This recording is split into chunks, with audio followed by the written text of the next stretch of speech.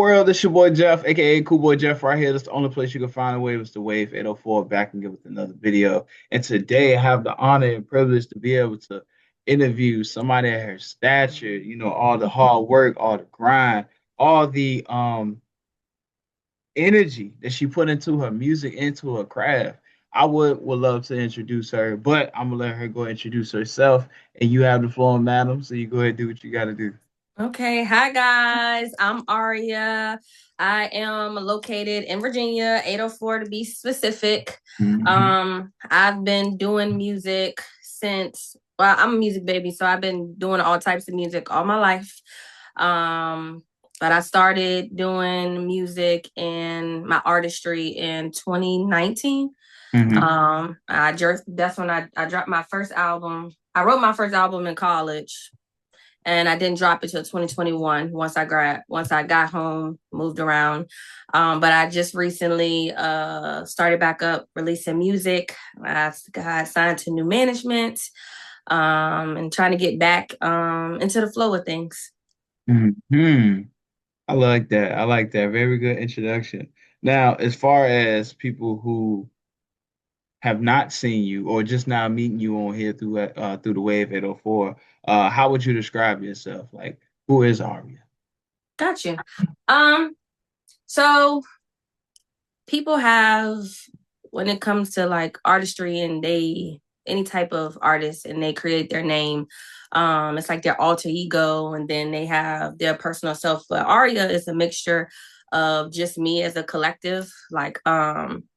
I have a professional side of me, even outside of music. I'm a mental health counselor in school for my double masters to be licensed as a therapist and school counselor. Um, but the creativity side of me, what a lot of people don't know, which I love when I do interviews, is when it comes to the background of like my videos, creating like that storyline, the decor, down to just every detail. All of that's me.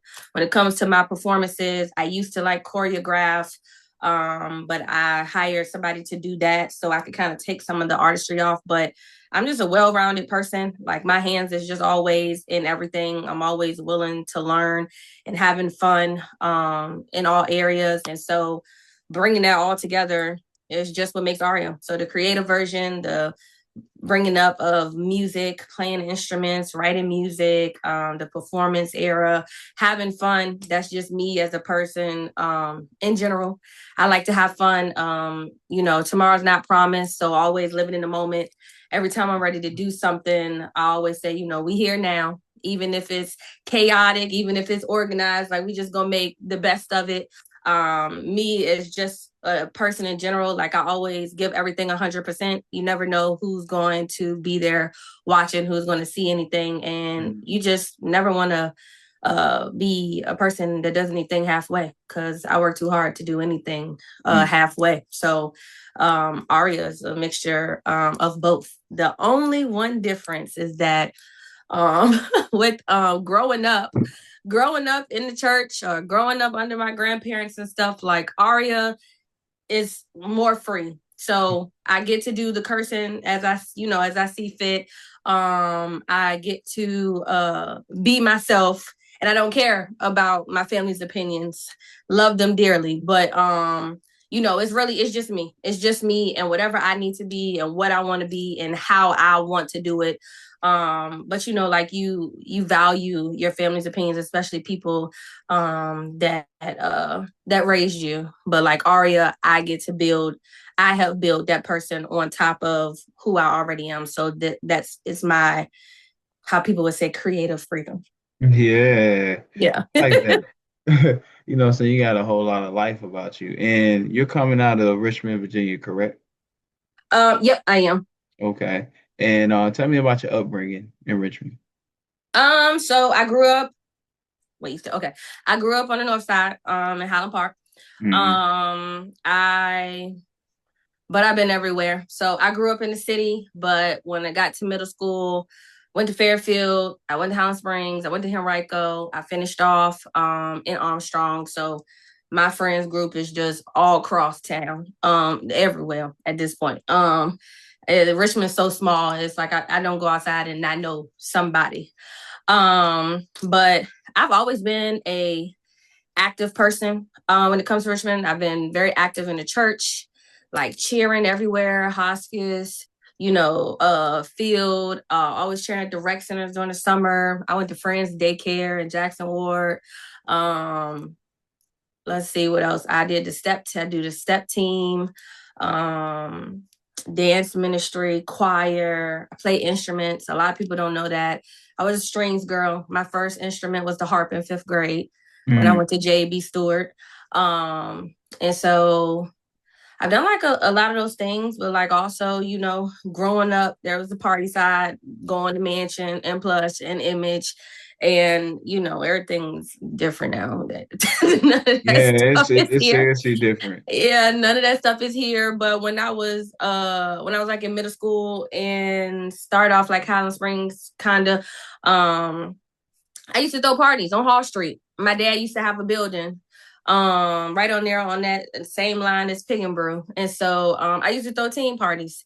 And I used to do that a lot, and I had a lot of fun while I did that. Even when I went to college, I went to Mary Baldwin.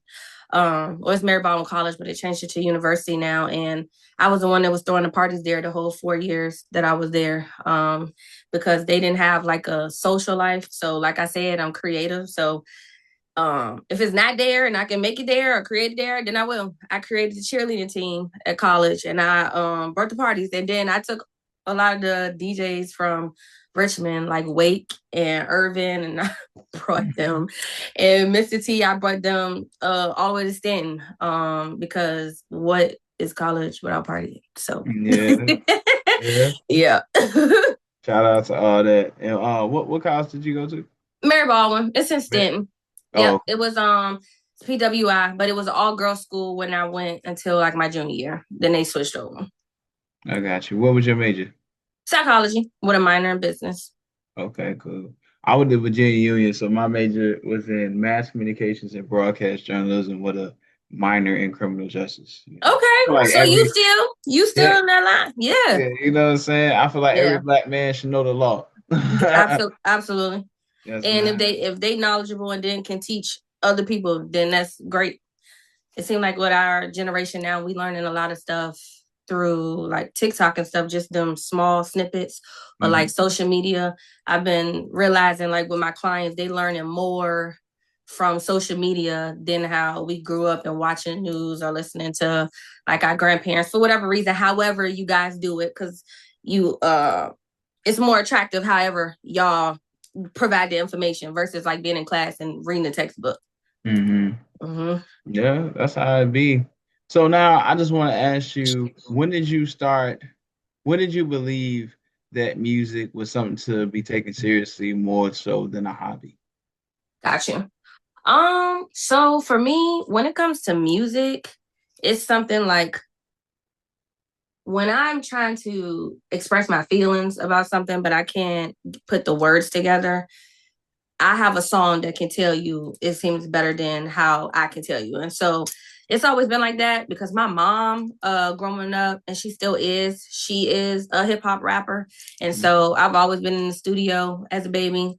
I sleep with loud music like it's nothing. Everybody can't, do that. But I just always been cultivated around music. So even when I'm listening to gospel, like, if I can't really tell God what I'm thinking, even though we know He knows what I'm thinking, I can go sing this song and feel like, okay, this is me telling you this. Or if I'm heartbroken or if I'm happy, like these songs, however artists put the lyrics together, it's like, dang, like, did I just tell you what I was thinking? Because you just basically explained it.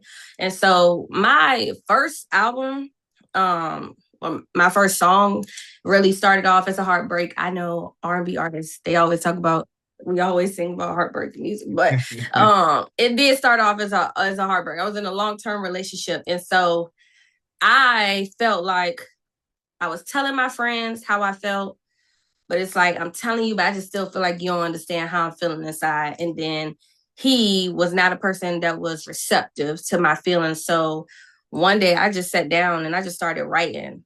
And it wasn't even like I had thought in my mind, oh, I'm ready to write this song and it's ready to be a heartbreaking song. I just started writing.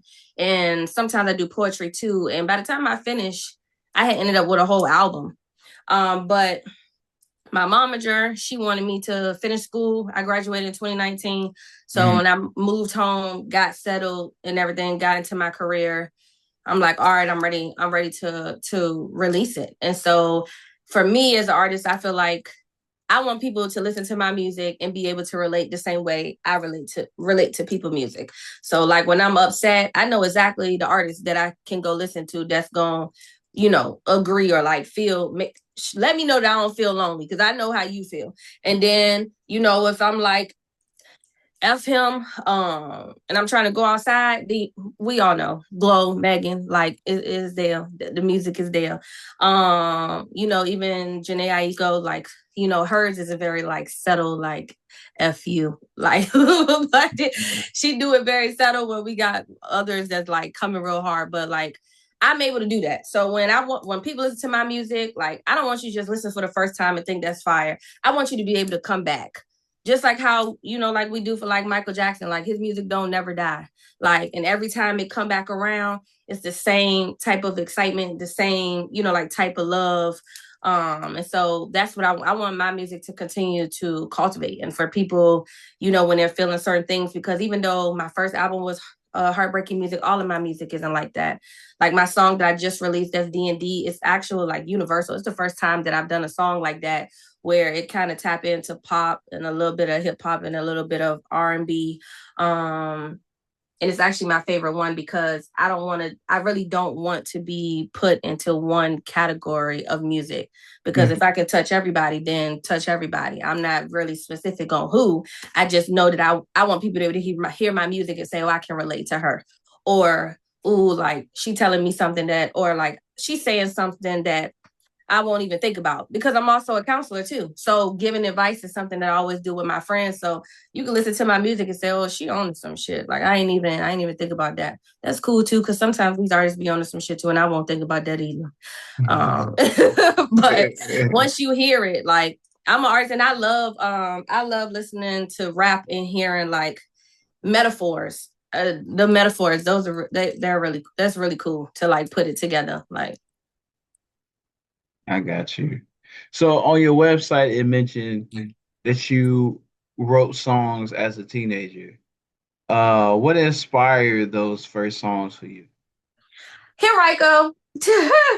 I had to, so I went to Henrico for the Center for the Arts. Uh-huh. And when we tried out, there were like a few things that we had to do. And so I don't remember specifically what they were asking, but I wanted to be more authentic versus choosing a song. And so I wrote a song, and then I had to record. I'm just laughing because my momager is never gonna let me live that down. She loved that song. She feel like I should release that song, and I'm just like, girl, like that was just for an audition. Like, when I listen to it, I'm just like, girl, you won't go through nothing. But clearly, I was. But I recorded it. My family, we went to Virginia Beach. I'm at Myrtle Beach. We always did what is it? The beach houses for vacation. And so I recorded it on the beach. And so, but honestly, I mean, the words were saying basically the type of artist I am. The beginning words say, listen to me when I speak. There's plenty on my mind, which when I'm writing music, it really is you listening to me, listening to how I feel about whatever particular situation that created that song. But one thing about me, all of my songs tell an actual story. Like, there are artists who, just write things just to be appealing, like to the generation. But like every song, like I could sit down and tell you about every song has a true story. It's a true Hmm. story to everyone. That's real too. Now, also while doing some research, I see that your mom have a heavy presence in the music background. How much of her influence rubbed off on you? Um, I would say a lot, because that's like one of the main reasons why I chose her to be my manager. Hmm. Like we all know with anything that we do, like there's always sticky hands in the pots, a lot of opportunists. And for me, like I said, I'm a well-rounded person, and so is she. So when it comes to like her being my manager, it's not just all right, let's just go out here and do performance and stuff like that. No, I'm learning about the paperwork, the background. I'm learning about what when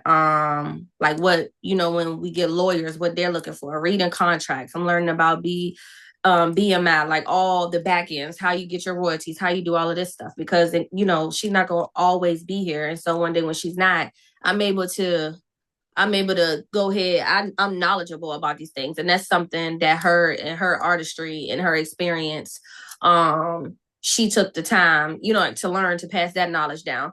But not only that, I love watching her perform, even as like a child, as like a teenager, and just like of course we in two different lanes though. Hers is rap and mine's is R&B, but like the flow of the words and hers, which is so crazy. Like I said, her music tell a story too. I Hmm. don't know. I don't think there's one song that I listen to that, she just talking about anything. She talking about something. And it's like that type of music is not like a song that you could just listen to and go on. Like it keep you in tune when you start listening to what, like what she's saying. And she's not a person that just writes about nonsense. Like it's real stuff when you listening to it. And then not only that, but just like consistency. But again, that's why I said, like with ARIAA, there's a lot of things that was instilled in me as just me that just go coincides with this. But like her as an artist and traveling and marketing and networking with people and meeting people, there's like just like a lot of stuff, like I learned. And I just give this one tip that I just always has resonated with me as an artist, regardless that I am a supportive person. A lot of people don't do this, but like going to showcases, like a lot of people would show up or performances and they'll show up just in time for you to go on, or you'll be there early, and then when you're done performing you leave. But that's not artists. You're supposed to stay. You're supposed to support people because you want people to support you. So when the floor empty and you on the floor and you ask people to come to the middle of the floor, when the next people go on, if everybody leaving after they turn, then you guys are not like showing that support. So it's like while I'm going through these experiences and performing and stuff, I'm still learning. So like the influence still increases every time we're doing something, we doing something different. Or like for my music, people go up there and they perform and they will perform several songs and cut it off. I don't do that. I put a mix together. I go to the studio. This song flows. This song has transitions. That's things that I learned from her. When I go record in the studio, I don't have no book. And she started off with that. Yeah, we're not going in with no book. You need to know it from scratch. That's how she is. And so when I go into the studio, that's how I am.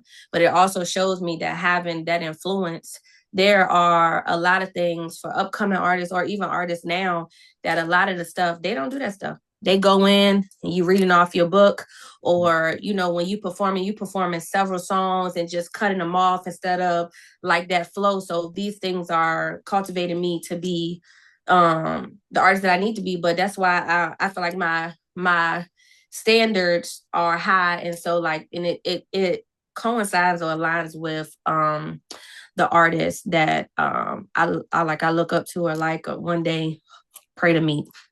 Yeah. Yep. You know what? I never understood why at these showcases people don't support other artists. It almost seems to me almost like it's microwavable. Like it's no type of substance there for when you do have good artists, but when it comes to the whole supporting thing, I think people who always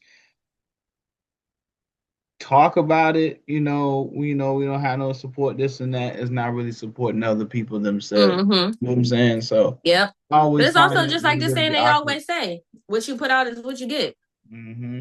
But people don't believe, just like people don't believe karma, people don't believe like the universe, it work, it put out exactly what it needs to put out, and it gives exactly like it receives, takes, gives, whatever it needs to.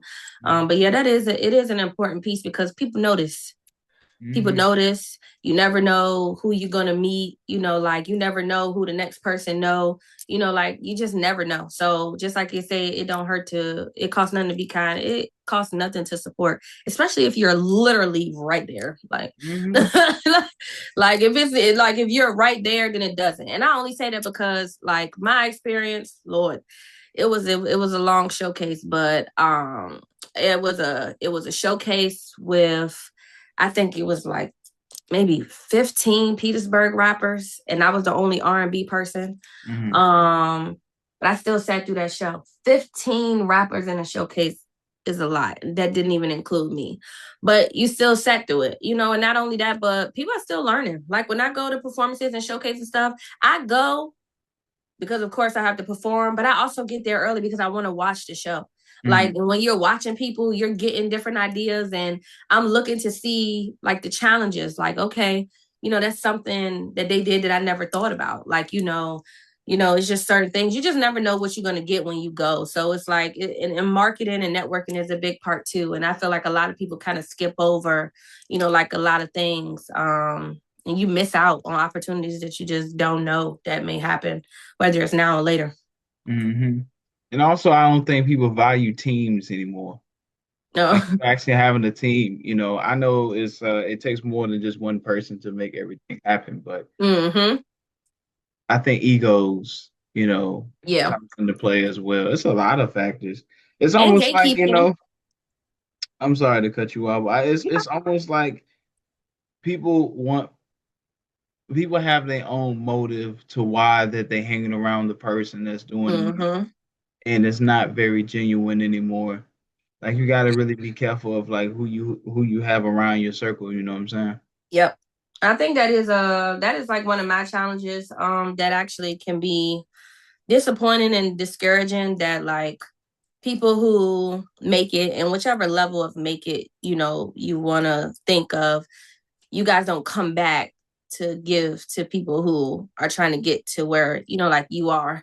Mm. So a lot of people are like, gatekeeping. Like you could just ask simple questions. There's always, now everything has to be some type of payment. Like there's no giving back to the community. Like everybody started somewhere. And so it's like, there was a time before when you was doing it in the home, and now somebody just trying to figure out, okay, well, what's the next step?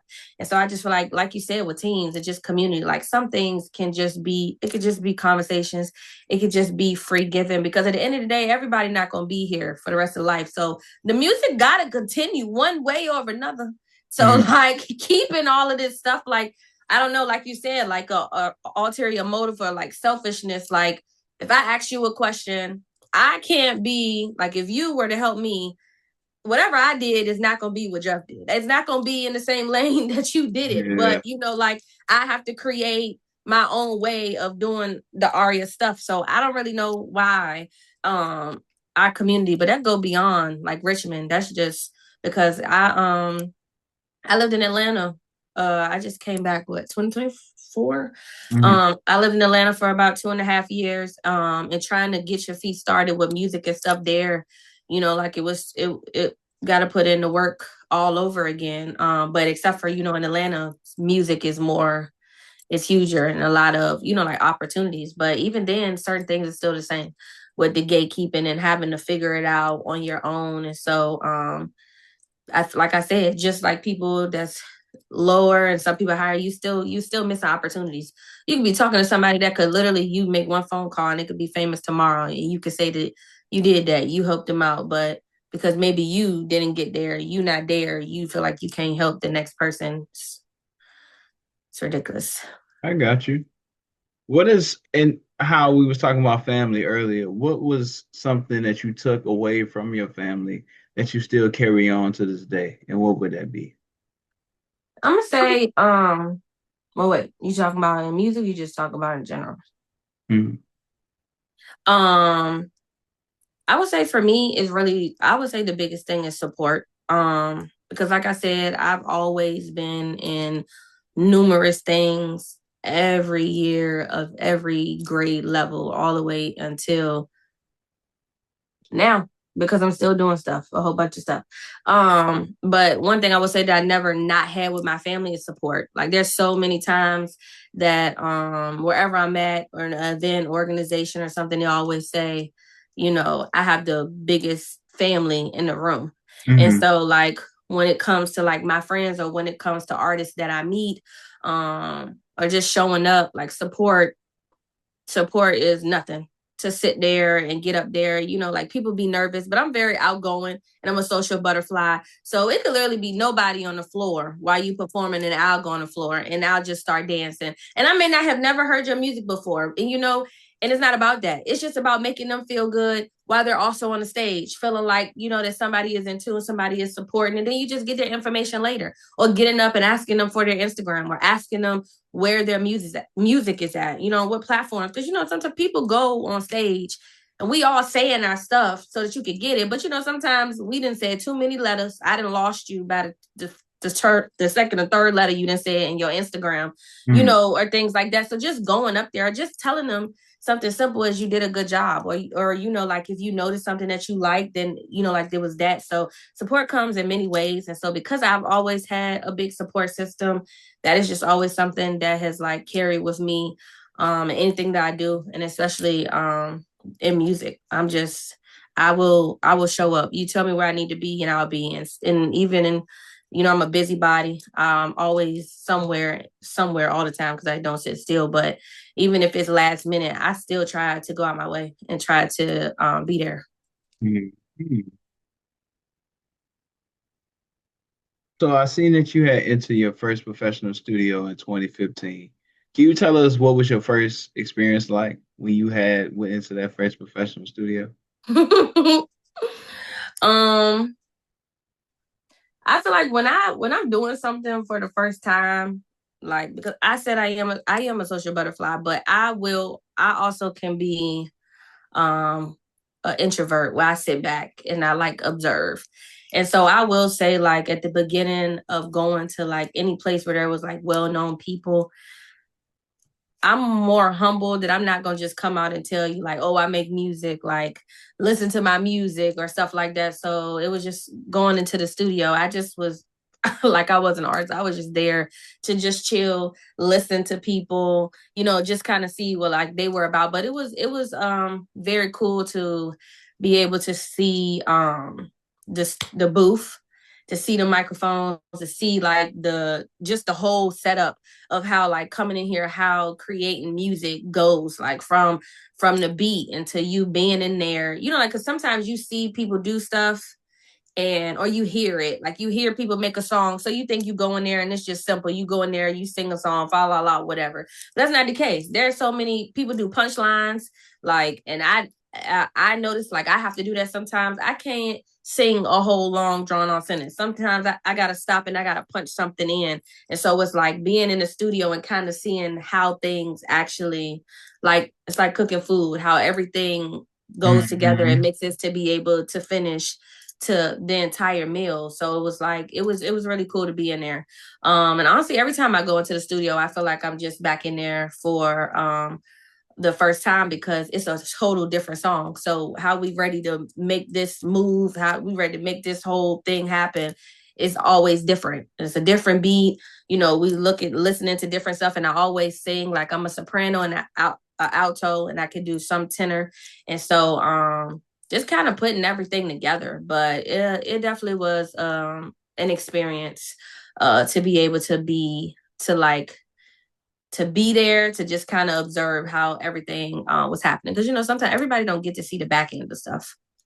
And so and sometimes I stand over engineer and I'm just watching so many buttons on this thing. But you like you making it work, like, and I'm in the booth and I'm singing. But the studio and the stage is like my two favorite things as an artist.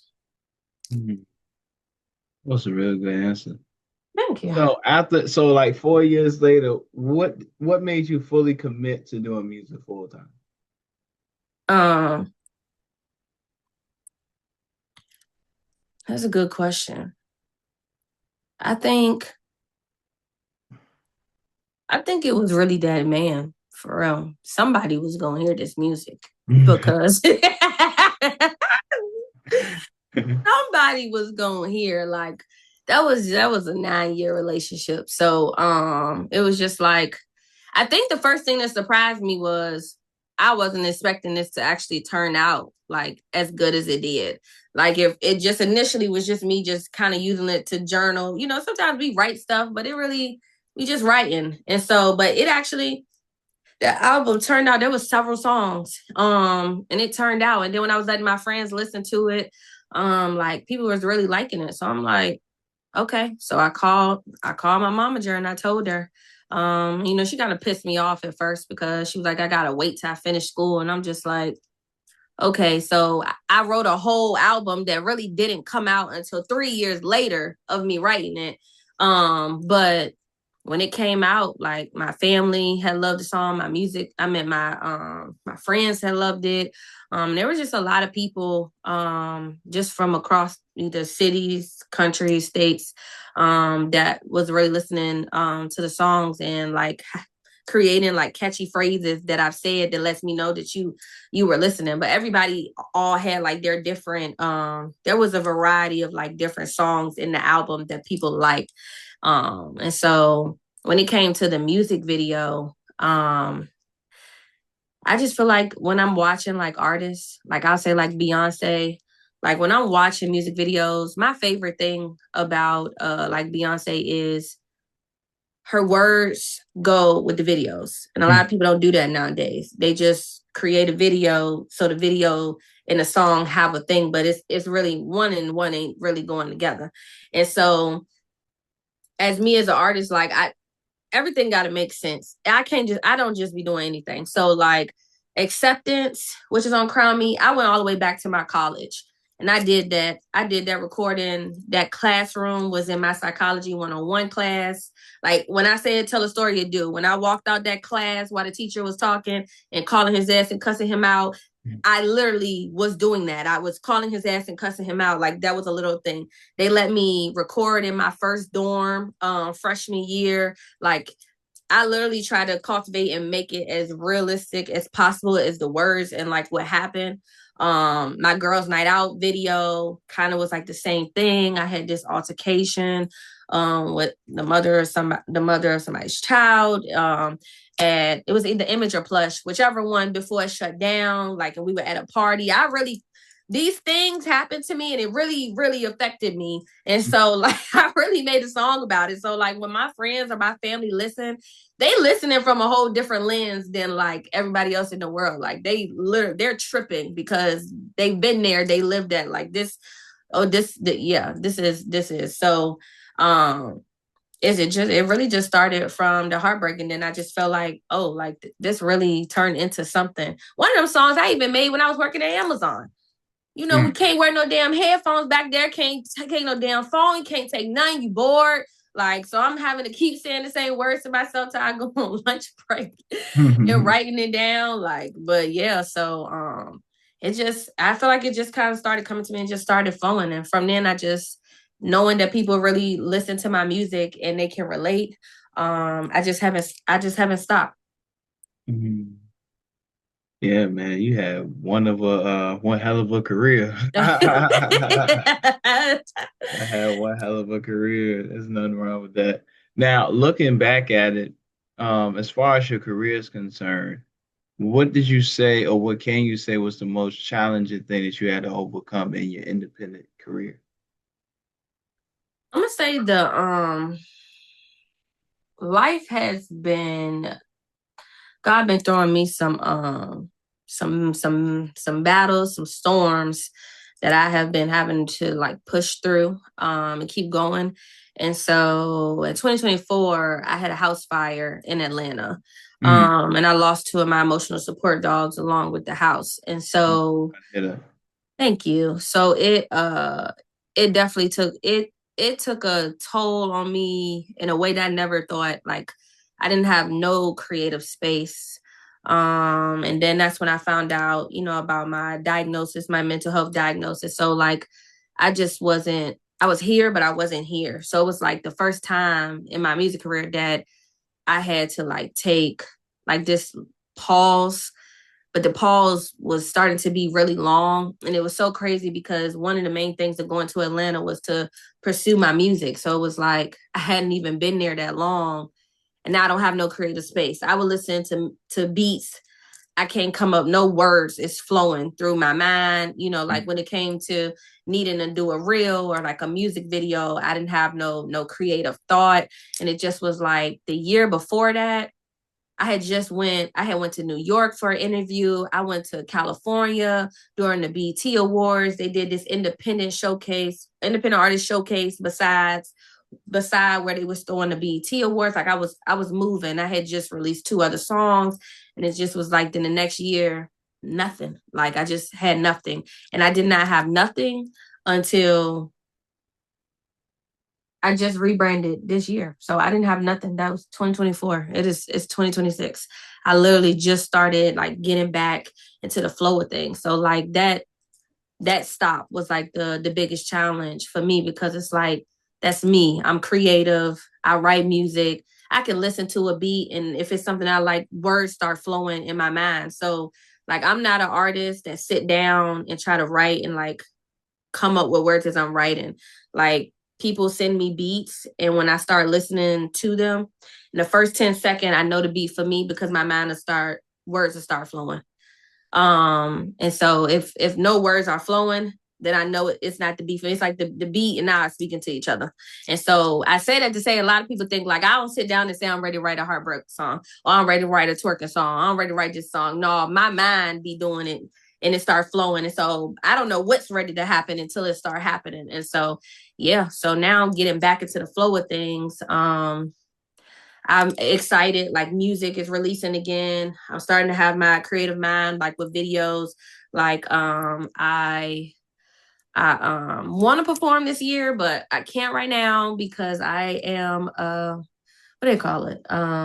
As a new mother, I'm pregnant. So Oh, thank you. congratulations. Thank you. So right now the performing, no matter how much I don't want it to be, but I say that because I'm a performing artist. We have artists and you have performing artists. I perform and I sing. I dance and I sing. You rarely ever see me just get up and just go sing. Like it's an actual whole show. Mm, That's why Beyonce is like one of my biggest influences, because singing and dancing is a skill.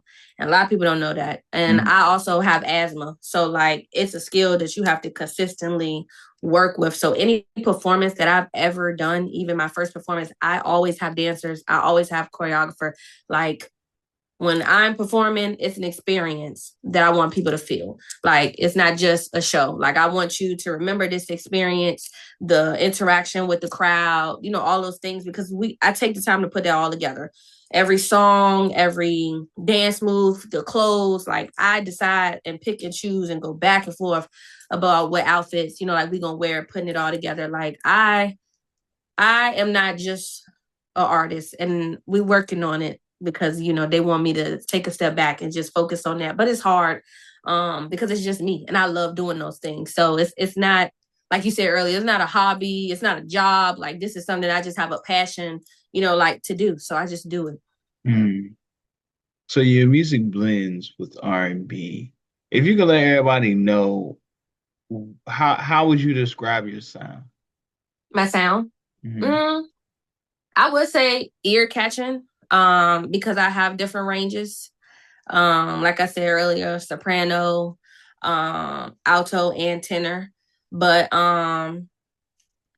not only that, but I'm just very like specific or particular about how things are done. So like I said, when people listen to my music, I want to be able, like if you are a real music person, the first 10 seconds of a song is either gonna catch you or it's gonna miss you. Like, so I got 10 seconds to catch you. So I make sure that 10 seconds I'm catching you, but not only just the 10 seconds, I gotta catch you the whole song. Because we'll listen to a song, first verse, and that's it. That's all you got from me. But I definitely want to say ear catching, definitely relatable. Like I said, everything tells a story. And even if it's not something you can relate to, you might listen to the song and feel like somebody can relate to this song. So go and send it on to them. Um, what do I say? I want to also say interactive.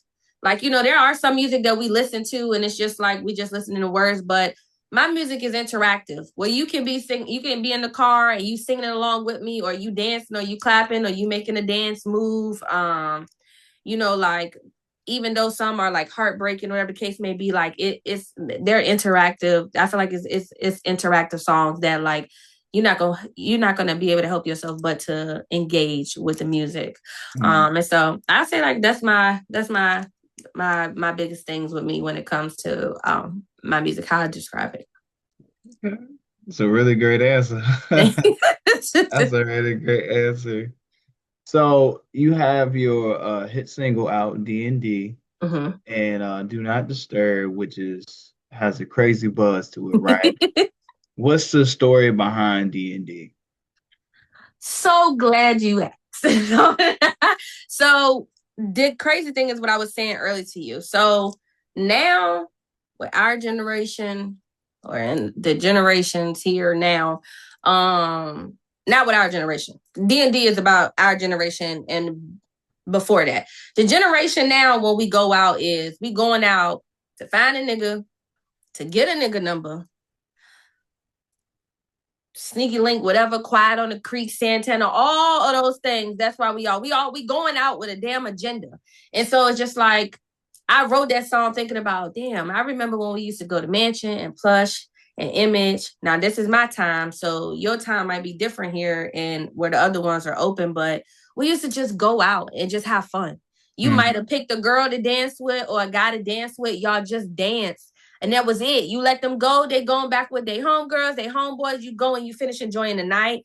You can go pull a girl and then go pull another girl, and nobody is feeling no type of way because we just having fun. Like this is not your nigga. Like, but now everything changed. So it's just like with D&D, it's about living in the moment. So like just having fun in that moment. And when I'm done with that night, everything in that night stays exactly where it's at. So I'm not leaving with your number. I'm not leaving to meet you at Waffle House like we used to do at Mansion, beside over there. Like I'm leaving you right here and then I'm gonna go on about my life. Everything doesn't require us to later on have to keep in contact or to make this more than what it was. Like I danced with you on the dance floor. That's it. We had fun. I came out here with my girls. I didn't come out here with an agenda. And I only Mhm. say that because even like with main stage, love my friends dearly, but I'm an independent person. But I remember there was just one year we was there and I was dancing and I'm a stand on tables type of person. But I like to have fun and I'm in main stage, I think singing set it off or rapping set it off or whatever.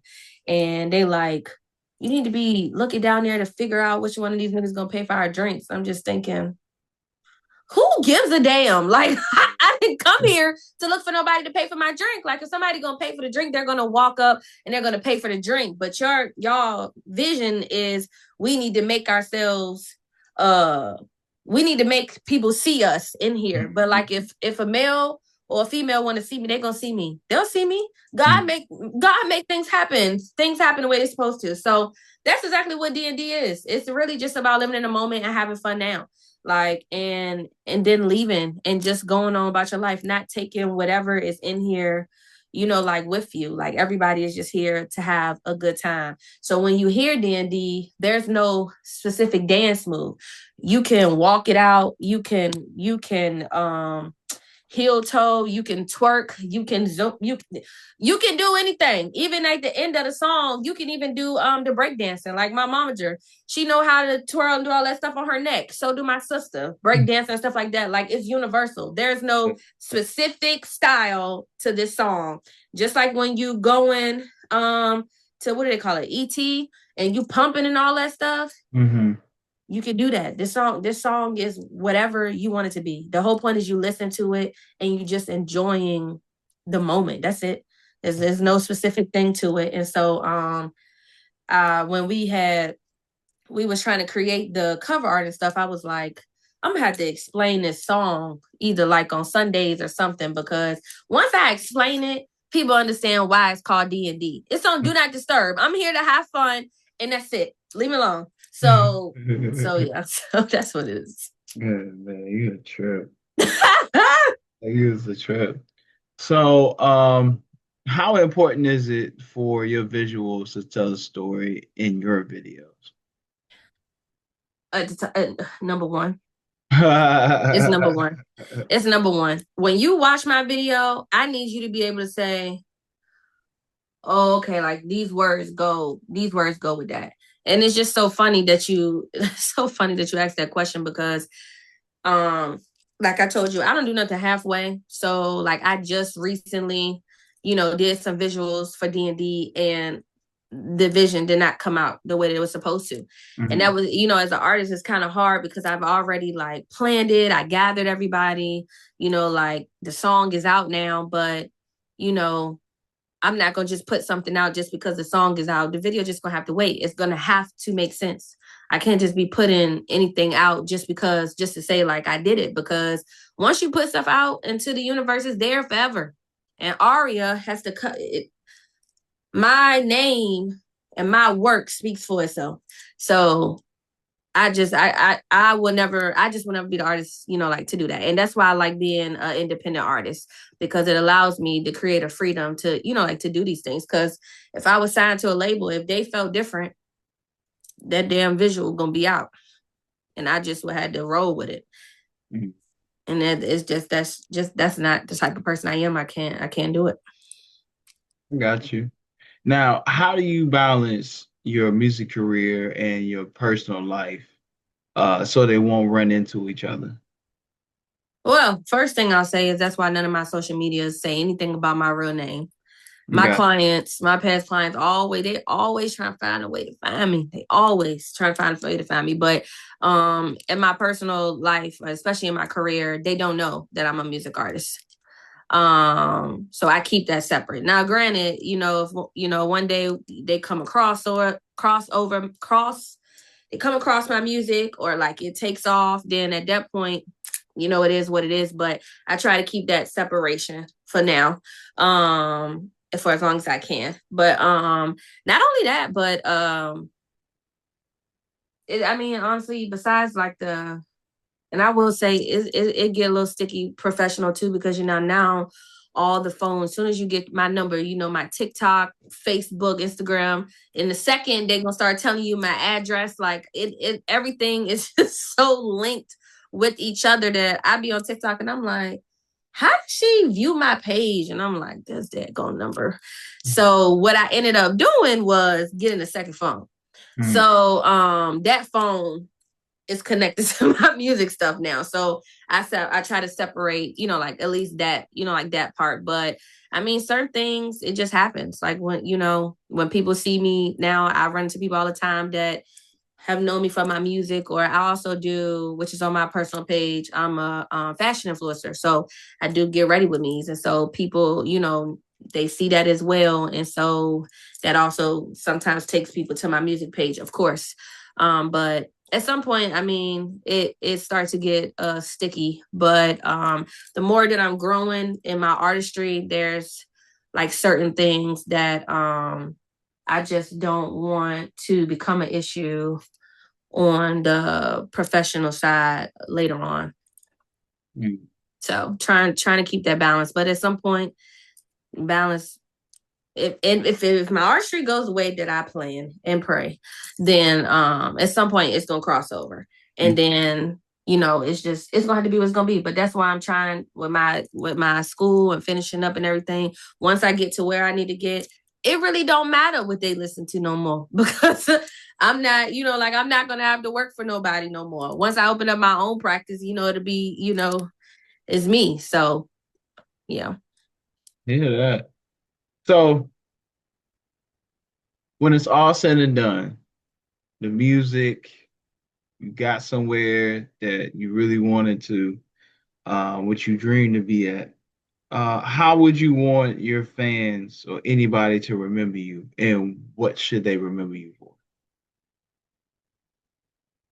The first thing that comes to my mind when I think about that is I want them to remember me as I'm gonna just use, for lack of verbiage, a well-rounded artist. Mm-hmm. So, at any time that my team may be lacking something, I always have my hand in something. So I know I am the creative director. And I know the fashion stylist. the choreographer. I know how to I know how to create my mix, transition, like my songs. Like I'm always heavily involved in it. So I am my career. Let's just put it that way. I am my career. Everything that I do, I have my hand in the pot of it. Even with the paperwork, as my momager works heavily hard on it. It is not my favorite thing. But when I have to do stuff, like with her, I'm involved in it. So that's like the one thing, like when it comes to music, like I am as hands-on as it get in my, like my career. Like Mhm. even looking at performances or looking at people podcasts or looking at, interviews and things like that. Like I'm on your page, I was on your page. I saw you, like, so like my team isn't the only one searching for stuff and then they just call me and tell me I need to no, like, and then even if they do, I still go do my research. Mhm. I'm sitting here and I'm watching stuff. I'm watching the questions that you're asking me. I'm like, oh, what I wonder what he's gonna ask me. But so yeah, so that's the biggest thing. But the next thing for me is really I would say unforgettable. Like because I really want to be relatable. Like even when it's all said and done, and I'm gone or I stop doing music. Cause sometimes artists, they retire. Like I want you to be able to remember that song, or even if you say, "What was that? Oh my God, y'all remember that song ARIAA did like a long time ago?" Like I just did that with Cassie, and I'm like, "What? What's that song? Long way to go." That song is so long ago, but you remember it and you listen to it like you had just listened to it 3, 5, 6 years ago. Like I want to be remembered in that aspect. Like the music is fun, it's relatable.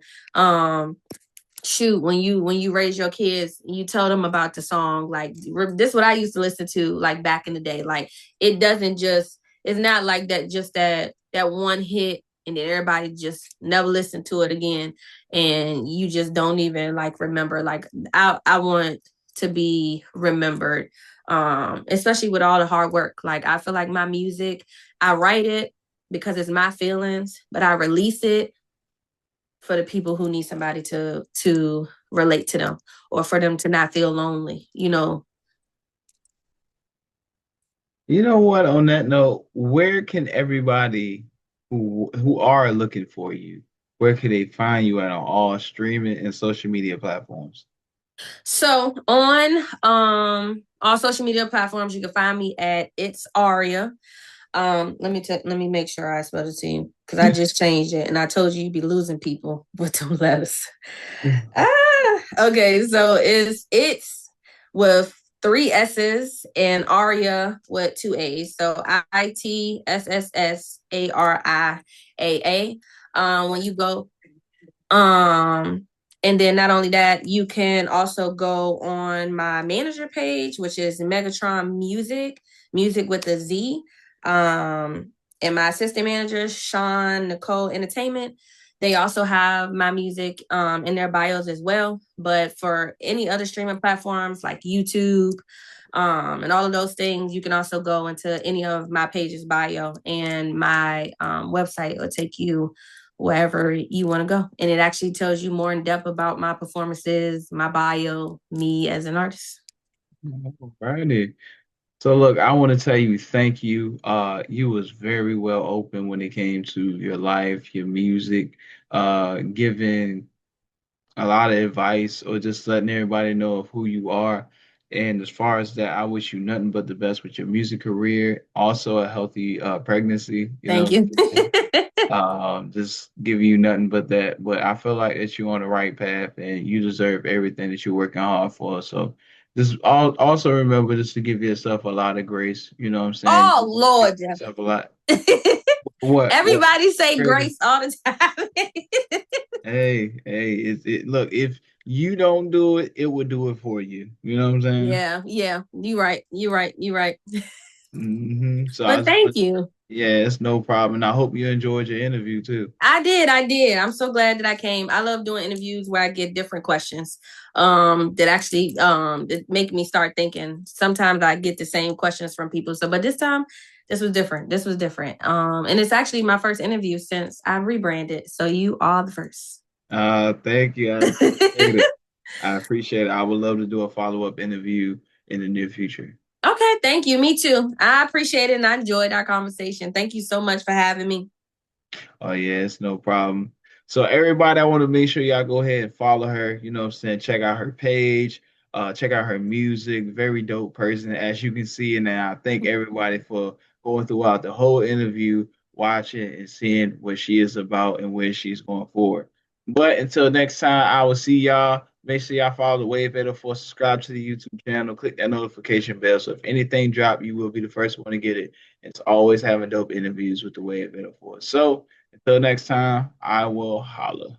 Bye, y'all.